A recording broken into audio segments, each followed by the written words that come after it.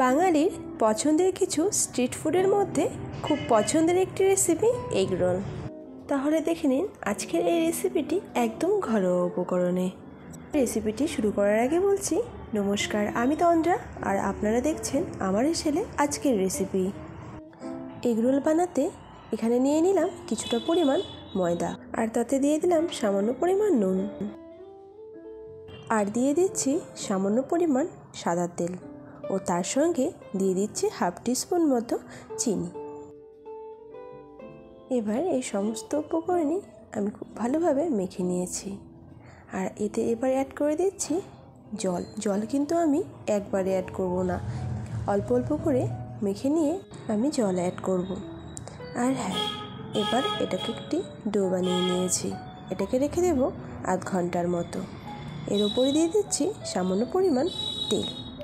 এবার এই ডোটাকে ঢেকে রেখে দিচ্ছি, আর দেখিয়ে নিচ্ছি আমি এর পাশাপাশি কী কী নিয়েছি।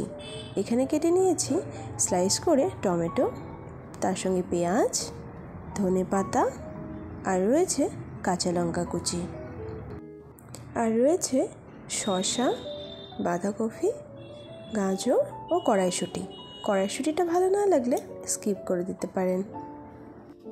এবার আমি একটা বোলের মধ্যে ফাটিয়ে নিচ্ছি 3টে ডিম। আমি 3টে ডিম মতোই নিয়ে নিলাম, আপনারা চাইলে এর থেকে বেশিও নিতে পারেন। ডিমগুলোকে এবার ফেটিয়ে নেব, আর তার জন্য এতে দিয়ে দিচ্ছি সামান্য পরিমাণ নুন, আর দিয়ে দিচ্ছি ব্ল্যাক পেপার বা গোলমরিচ গুঁড়ো। এবার একটি স্পুনের সাহায্যে আমি ডিমগুলোকে ফেটিয়ে নিচ্ছি। খুব ভালোভাবে ফেটিয়ে নেওয়া হয়ে গেলে গ্যাসে একটি কড়া বসিয়ে দিচ্ছি আমার কেটে রাখা ভেজিটেবলগুলো একটু ভেজে নেওয়ার জন্য। এবার কড়াটি গরম হয়ে গেলে এতে দিয়ে দিচ্ছি সামান্য পরিমাণ সাদা তেল। তেল গরম হয়ে গেলে এতে দিয়ে দিচ্ছি কেটে রাখা গাজর, বাঁধাকপি ও কড়াইশুঁটি। তারপর এতে দিয়ে দিলাম সামান্য পরিমাণ নুন। এই সমস্ত ভেজিটেবলগুলোই এবার 30% মতো কুক করে নেব। এখানে বলে নিচ্ছি গ্যাসের ফ্লেম কিন্তু হাই রেখেই আমি ভেজিটেবলগুলো ভেজে নেব।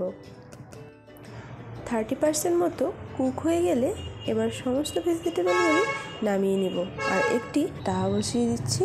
তাতে একটু তেল দিয়ে এগ রোল বানানোর জন্য যে ডোটি বানিয়ে রেখেছিলাম সেগুলো এক একটা লেচি কেটে নিয়ে রুটির মতো বেলে পরোটার মতো একটা একটা করে ভেজে নিচ্ছি। সবকটা এভাবে ভেজে নেওয়ার পর এতে আমি দিয়ে দিচ্ছি সামান্য পরিমাণ সাদা তেল। এবার তেল গরম হয়ে গেলে আগে থেকে যে ডিম ফেটিয়ে রেখেছিলাম সেটা দিয়ে দিচ্ছি, আর এর ওপর থেকে দিয়ে দিচ্ছি আগে থেকে যে পরোটার মতো বানিয়ে রেখেছিলাম সেটা এর ওপরে দিয়ে দেব, আর একটা একটা করে এভাবেই সবকটা ভেজে নেব। সবকটাই এভাবে ভেজে নেওয়ার পর এবার ফাইনালি রোলটিকে বানিয়ে নেওয়ার জন্য এখানে দিয়ে দিয়েছি টমেটো কেচাপ। এরপর একে একে সমস্ত ভেজিটেবলগুলোই এভাবে সাজিয়ে দেব। এবার দিয়ে দিচ্ছি আগে থেকে কেটে রাখা পেঁয়াজ কুচি, আর দিয়ে দিচ্ছি শসা ও ধনেপাতা কুচি। এখানে চাইলে লেবুর রসও ব্যবহার করতে পারেন, আর এখানে দিয়ে দিচ্ছি চাট মশলা। সব কিছুই দিয়ে দেওয়ার পর এবার রোলগুলোকে মুড়ে নেওয়ার জন্য বাটার পেপার কিংবা অ্যালুমিনিয়াম ফয়েল দিয়েও আপনারা মুড়ে নিতে পারেন। আর এই রেসিপিটি যদি আপনাদের ভালো লেগে থাকে তাহলে অবশ্যই পাশে থাকুন। দেখা হচ্ছে আবারও একটি নতুন রেসিপি নিয়ে।